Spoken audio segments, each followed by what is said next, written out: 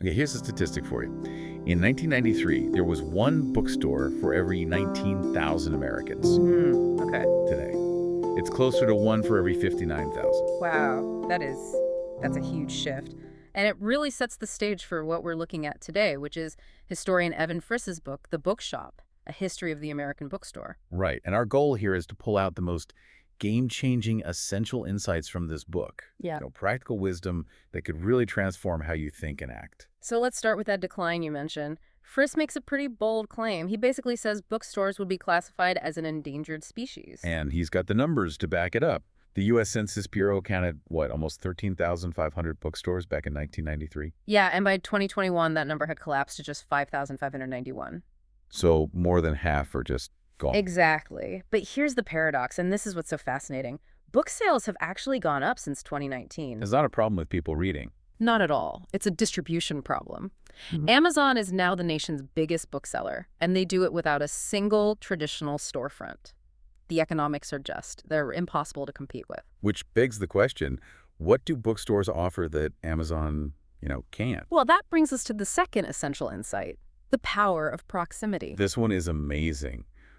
What if just being near books, just physically near them, made you smarter for life? It sounds a little out there, but there's some really compelling sociological research behind it. It's not necessarily about the act of reading, it's the exposure. Just growing up in a house full of books. Yes. That mere proximity confers a lifetime of intellectual benefits. It kind of normalizes curiosity and makes ideas feel accessible. You can feel that. You walk into a great bookstore and it feels, almost sacred. You're just blanketed by literature. It's a sensory thing. An algorithm can't replicate that feeling. And speaking of that, this is Mindful Moments, our YouTube channel offering AI book analysis, summaries, and critiques, inspiring reflection and rational thought. And that physical environment leads us right into essential insight number 3, the discovery advantage. This is a really actionable framework. The data shows you are about twice as likely to discover an unexpected book in a physical store than online. Twice as likely, think about that. Online retailers, they use your purchase history. They show you what you already like.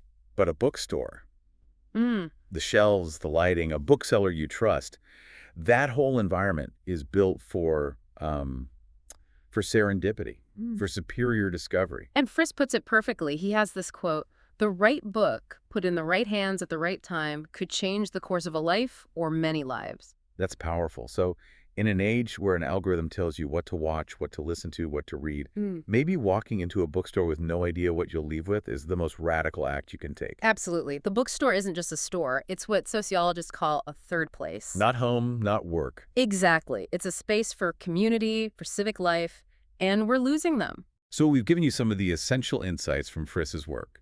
To go further, start with our 5-minute essential insights, then dive into the in-depth analysis. Next, the summary, ending with the comprehensive critique.